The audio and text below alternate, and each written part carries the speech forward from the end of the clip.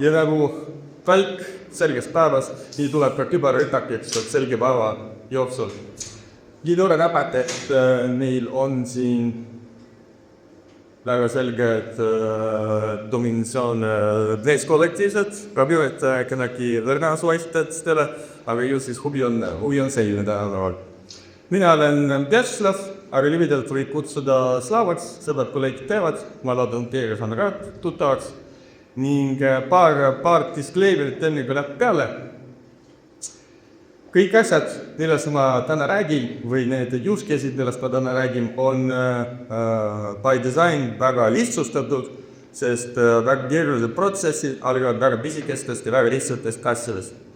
Teine disclaimer, kõik visuaalid, enamus visuaalidest, piltidest on loodud AI-ga, seal mõned kukkusid välja paremini, mõned kukkusid välja kehvemini, kes paneb tähele siis per slaid, leppi kokku, et kui tahate konsultatsiooni, näete iga slaidi peal, tõstke käsi püsti, seal on iga, saate pärast minu käest tasuta konsultatsiooni.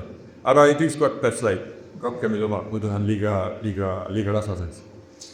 Nii, ja sellega siis läbi pihta. Et kindlasti te kõik olete väga hästi kursis riskihaldusmeetoditega ja seda, kuidas peaks riskianalüüsi tegema ja mida iganes, eks ju, võiks küberriskidega peale rakata. Aga ütleme, teooria mõistes siis riskihaldus on omavahel kooskõlased tegevused organisatsiooni suunamiseks ja juhtimiseks riski suhtes. Kuidas nüüd avastada seda riski, kuidas leida need kohad, kuidas tuvastada need intsidendi põhjustavad momendid süsteemides, on teil kindlasti väga selged. Ma usun, et teil on võib-olla rohkem kogemust, praktilist kogemust nende rakendamisel, võite neid ka pärast jagada. Küll aga täna ma tahaksin tutvustada teile enda poolt kannatatavat riskihaldusmeetodit, kus siis see keskendumine on otseselt varale ega süsteemile ega millegi muule organisatsiooni mõistes ega inimeste mõistes, vaid keskendumine on funktsioonidele, mida meie süsteemid, meie seadmed teevad igapäevaselt. Ja nad teevad neid tegevusi ilmselgelt varadega, kus siis millele võivad tekkida turvaohud ja siis peale seda on kõik käsitleda neid loodetavasti. Aga põhiline paradigma, mida ma siis täna püüan teile esitada ja tõestada, on see, kuidas läbi igapäevaste tegevuste erinevad riskid avalduvad meie süsteemides. Nimeks on FAST meetod. FAST tuleneb siis ingliskeelsest abbreviatsioonidest, et function, asset, security, threat ja treatment. Enne kui räägin funktsioonidest, mis te arvate, palju funktsioone on?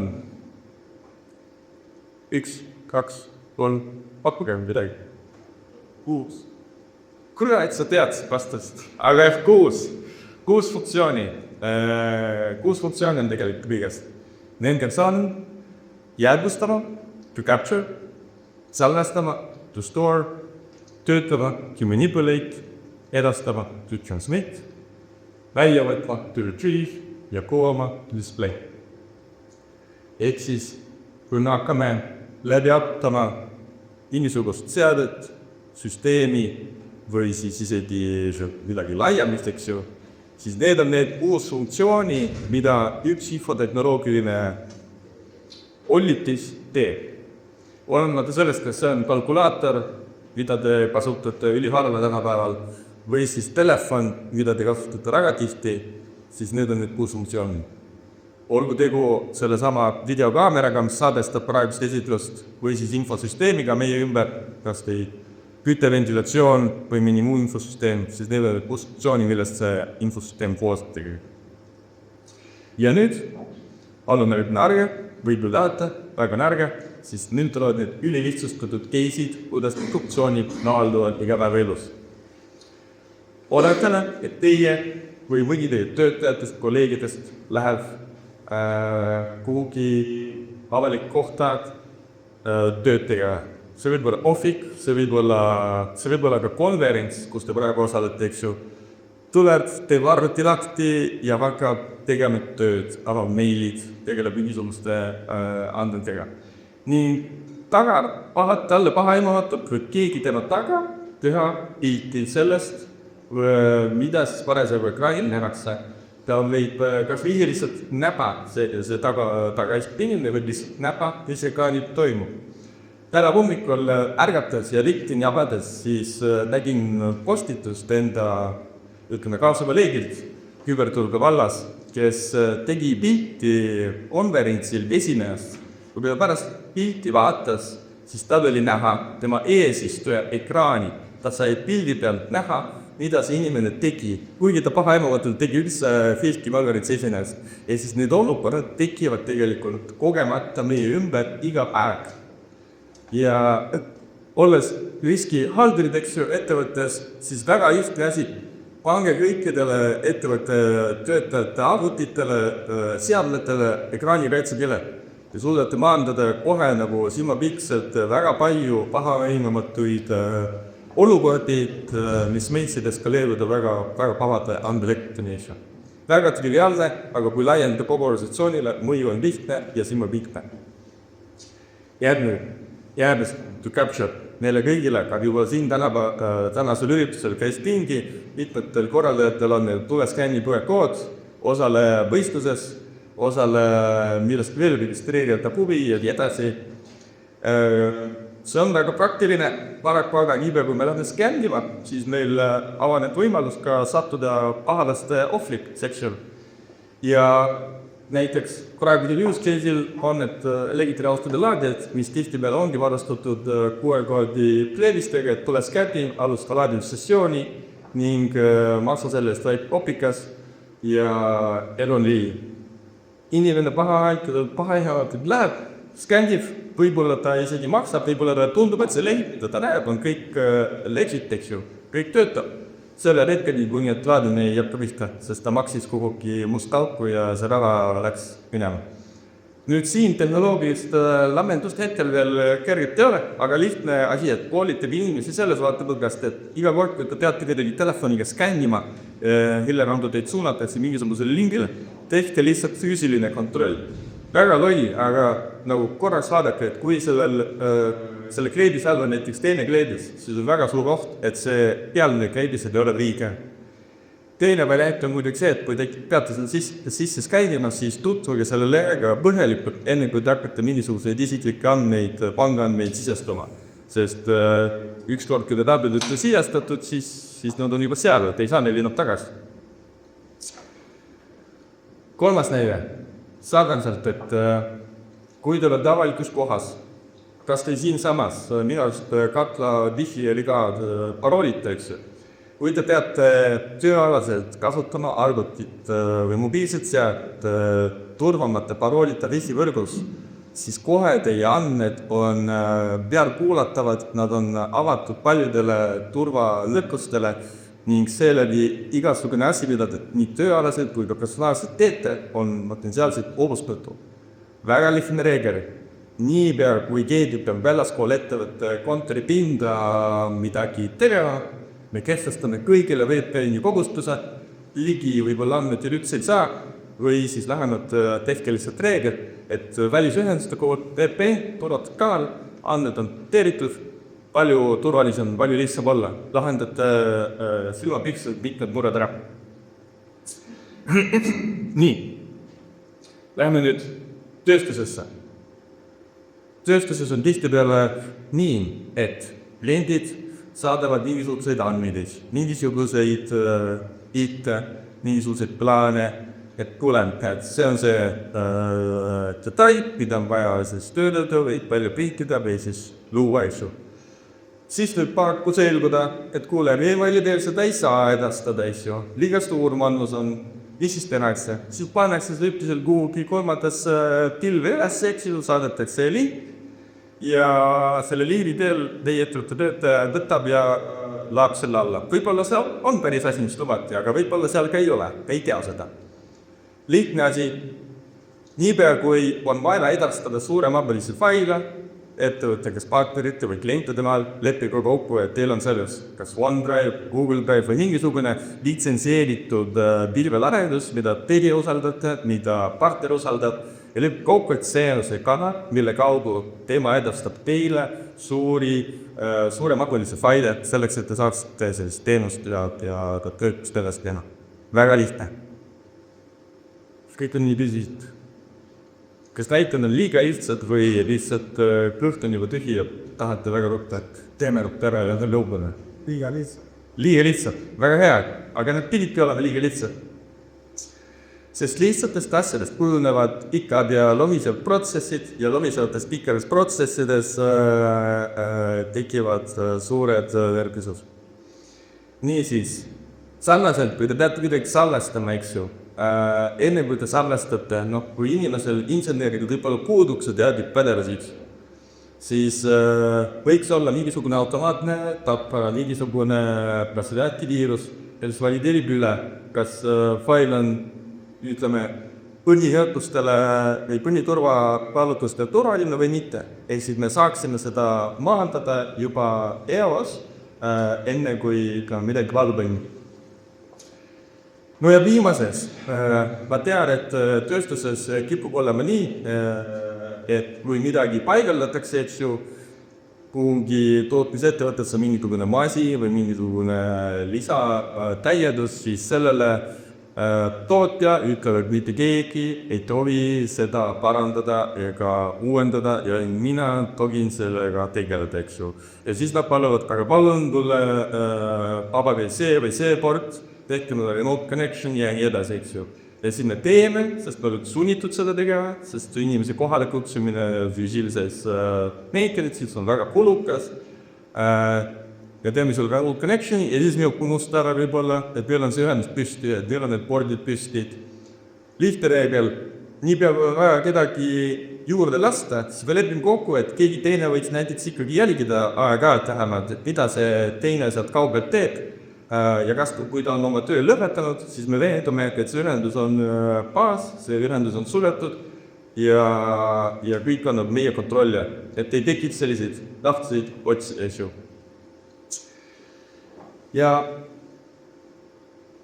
nüüd edasi me püüame siis natuke neid kasutusjuhte laiendada, et olles siis kaardistanud tegelikult need 6 funktsiooni ettevõtte siseselt, siis me saame edasi arvutada, et kuidas need funktsioonid siis tegelikult avalduvad. Ja nad on spetsiaalselt üle lihtsustatud, sest lihtsatest case'idest, lihtsatest momentidest tegelikult tekivadki suured ründed. Ning mul on näiteks praegu üks ettevõte, kes ise küll ei saanud pihta küberrünnakuga, aga nad ise pakuvad sellist, nad toodavad tootmislahendusi ja siis nende klient oli saanud küberrünnakuga pihta ja see klient ei luba enam mingisuguseid remote-ühendusi. Et kõik maintenance on nende poolt kestuvalt nii, et inimene tuleb kohale ja teeb kohapeal ära. See on see reaalsus, et teile tundub, et seni kui midagi ei ole juhtunud, kõik on hästi, kõik on liiksmonks, aga tegelikult siis asjad juhtuvad ja pärast rakendage palju tõsisemaid ja palju kulukumaid turvaneetmeid. Nüüd nende jagab näidete puhul, mul saab raamatupidaja, peaks palju kogu olla, aga paratamatult raamatupidaja on väga paljudes asjades seotud ja nendest ei saa üle ümber, aga raamatupidaja asemel võib olla ka mõni kontoritöötaja, kes lihtsalt tegeleb igapäevase arendusega. Klassikaline case, aga kõik case'id on 3 juhtumit neljast, 4 näidet on mul siin olemas. 3 on viimasest RIA küberturvalisuse aastaraamatust, ehk siis need samad case'id on päriselt elusad näited sellest, kuidas eelmiste aastate jooksul ettevõtted on sattunud küberrünnakute all. Ja me võime teiega lapata ülikeerukaid tootmisprotsesse ja arutada selle üle, kuidas Iisraeli või USA agendid ju ründavad Iraani tuumajaami ja nii edasi, aga selle realiseerimise tõenäosus on niivõrd nõrk, et selle üleüldse rääkinud sellest on võib-olla huvitav, aga üleüldsusele piisab sellest, kui me rakendame tegelikult väga triviaalseid ja väga lihtsalt kasutavaid väiksemeetmeid. Niisiis, ülemus saadab sõnumit, kuule, kiire, saada kohe arve, see on vaja ruttu maksta, eks ole. Võib-olla on mingisugune õhtu käes, võib-olla nädalavahetus, võib-olla raamatupidaja ei viitsi sellele pikalt tähelepanu pöörata, läheb arvutisse, valmistab arve makstuks ja asjans. pärast selgub, et tegelikult see e-mailitust arve saadeti, ei ole üldse ülemuse oma, vaid et seal on natukene paar tähte juurde pandud, paar tähte ära võetud ja siis on feigitud seda ülemuse kirja selle arvega. Nüüd sellisteks case'ideks, kus on vaja tõesti väga ruttu, väga kiiresti mingisugust arvet maksta, ettevõtte siseselt võiks olla kokku lepitud piisikene protsess, eks ju. Et kui tuleb töövälisel ajal kiire arve, mida on vaja ruttu maksta, siis võiks olla kas teine alternatiivne sidekanal ülemusega või teise ülemusega, kes siis kinnitab, et tõesti seda arvet on vaja ruttu maksta. Või siis, kui seda alternatiivset sidekanalit tõesti ei ole ja ettevõte on väga pisike, siis raamatupidaja võiks ikkagi mõelda ise ka kriitiliselt, et kui on nagu selline tööväline aeg ja kiire arve, siis kas ma lähen seda nüüd ja praegu maksma või mitte. Või oletame, ettevõte on natukene suurem, kui ta on kui väike. Võib-olla tõesti on kiire aasta lõpuperiood, aegad vaja vormistamist ja maksimist ja nii edasi, et ma saan aru, olukorrad tekivad. Siis igaüks võiks sisemiselt organisatoorselt hinnata, mis on see summa lävend, mille maksmisel meie ettevõttena ei kaota väga palju raha piltlikult tööpes, eks ju. Ja siis anda vastutus otsustamise üle tõesti sellele raamatupidajale, et sellised arved, kui nad tulevad kiired, maksa ära. Kui aga see summa ületab teatud thresholdi, mis oleks meie ettevõttele sõltuvalt siis ettevõtte suurusest väga valus ja kulukas, lepige kokku, et siis kasutame seda alternatiivset suhtluskanalit kinnitamiseks. Isikesed asjad päästavad teid suurtest karidest. Nii, järgmine. Sarnane stsenaarium, täpselt 3-4 raamatupidaja saab agu, aga arvatamatult see nii on. Et tarnepartner võid saata teile kirja, kus siis palun muuta arvutusandmeid. Raamatupidaja pikalt lõkkavalt muudabki maksesüsteemis tarnepakkidele arvutusandmeid, järgnevad arved võivad minnagi uut arvutusandmetega välja maksmisele. Võib-olla juhtub nii, et partneril ongi tegelikult sisemine rekonstruktsioon mingisugune, sest ettevõtted pidevalt muutuvad, inimesed muutuvad, andmed muutuvad seal hulgas, et võib-olla ongi nagu kängib välja selle info, et ettevõttel ongi vaja arvutusandmeid muuta. Aga tihtipeale see nii on, et selliseid enti kasutatakse ära, saadakse kätte olevad andmed ja siis enne, kui see tuleb välja, võib-olla isegi mitu arvet välja maksid. Sellistes hetkedes raamatupidajale, kuigi ta ise maksab selle arve maksmise ees, aga talle ei saa panna vastutus, et kuule, nii sa ei valideerinud neid andmeid. Et nagu sa ei vaadanud, kust see email tuli. Ettevõttes võiks olla ikkagi eraldi inimene või isik, kes vastutab tegelikult kõikide partnersuhete ees, kes vastutab sealhulgas näiteks mingisuguse hinna läbirääkimistest ja kes siis oleks selleks valideerimiskanaliks partneriga, kinnitaks üle, et kuule jätkub arvutusandmed muutused päriselt või mitte ja siis annaks raamatupidajale. Väga pisikused asjad. Lükkame vastutuse, raamatupidajalt natukene kõrvale, lisame veidikene ruumi, et oleks nagu võimalus panna olukorda siis vältida ja kõigil on natukene parem tunne, kui seda halba olukorda ei tekiks. Nii, avalikus ruumis töötamine. Esimeses pooles oli mitu lihtsalt näidet, eks ju. Oletame, et tarnija väljastab arve. Ja nüüd oletame, et see raamatupidaja, kes tahab seda arvet maksta, ta on näiteks kas konverentsi, nagu meie kõik praegu, eks ju, või siis puhkusereisil, või on keegi haigeks jäänud ja ta on kaugelt tõesti väga ruttu vormistada saada tasutus. Igasugused olukorrad loomulikult. Ta logib avaliku riskisse, mis on turvamata, seal ei ole DTN-i, ta läheb selles avalikus taots neid arved, töötleb selle andmeid, ta logib võib-olla isegi panka ja olistab siis makstus.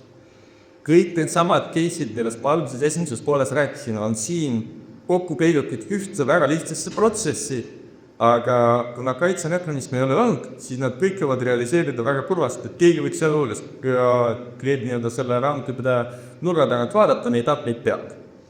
Et te saaksite aru, kuidas nendest lihtsatest väiksetest asjadest lõpuks ujunebki see pikk stsenaarium, mille kaudu siis turvanõukused ka päriselt esile tuleb.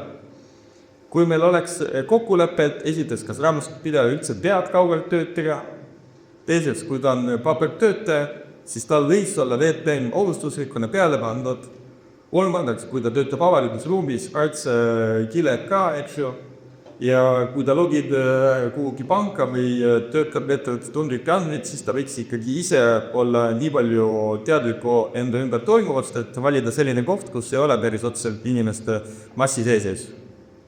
Väga lihtsatest asjadest kujunenud pikk ja loogiliselt protsess, mis on turvatõrjudest täis. Nii, ja viimaseks, kõik arvavad, et USB-d on, kes see tähendab USB-tipu raudtees. Aga samas näed siit ülekande jaoks on mul vaja panna seda USB-pulka sisse. Oletame, teie juurde tuleb praktikant. Praktikandid on üldjuhul sellised, et kui ta on motiveeritud, siis ta tahab tõestada ikkagi, et ta suudab. Ja te ütlete praktikandile, et tulevad joonised, teie mõtlete, et nad tulevad neilideel ikkagi, et ju tulevad joonised, anna mulle märku, laeme arvutisse üles, lähme tööga edasi. Võib juhtuda nii, et praktikant saab posti teel USB, kus on peal kirjas joonised. See on väga triviaalne case, aga see võibki juhtuda. Praktikant tahab olla väga tubli, ta läheb ise selle USB-pulgaga arvutisse, ta läheb need joonised üles ja tuleb välja, et seal olid midagi nendel joonistel. Ja siis arvutis on, kes teab, mis asi sees, ja teie ei pruugi sellest tead saada. Sellisel juhul on väga oluline iga uue töötaja puhul teha see küberhügieeni koolitus läbi. Sarnaselt praktikangi asemel võib olla näiteks sekretär. Teie ettevõttel võib olla näiteks tööjuubel või mitte tööjuubel, vaid ettevõttel võib olla sünnipäev 10 aastat, 20 aastat. Tulevad lilled õnnitlustega, videoõnnitlustega. Sekretär palaennatult võtab selle mälupulga, vistab arvutisse ja võib-olla ongi õnnitlus. Aga selle õnnitlusega võis tulla kaasa ka midagi palju keerulisemat. Et siis on pahandus käes. Et siis antud juhul küberhügieeni koolitus väga oluline. Ja nüüd kõige lõpus te kindlasti ütlete Slava, aga kurat küll, me tulime ju tööstuse küberkoolitusele, sa rääkisid mulle mingitest raamatupidavatest ja praktikantidest nii paskajaks. Aga reaalsus on see, et tänapäeval tihtipeale ütleme, et ma ei lähe ainult keerulisemaks. Ma ei lähe keerulisemaks, ma ei lähe ka detailsemaks. Ja selleks, et sellest detailsusest saada aru, kuidas ja mis asjad toimuvad, tuleb lihtsalt lihtsustab. Ja sellepärast lihtsustage kõiki protsesse, lihtsustage nende reaalsete komponentidega ja maandage just seal. Mitte keeruliste suurte organisatsiooni muutvate ja töökorralduse muutvate protsessidega. Väga lihtsalt triviaalsete asjadega. Aitäh!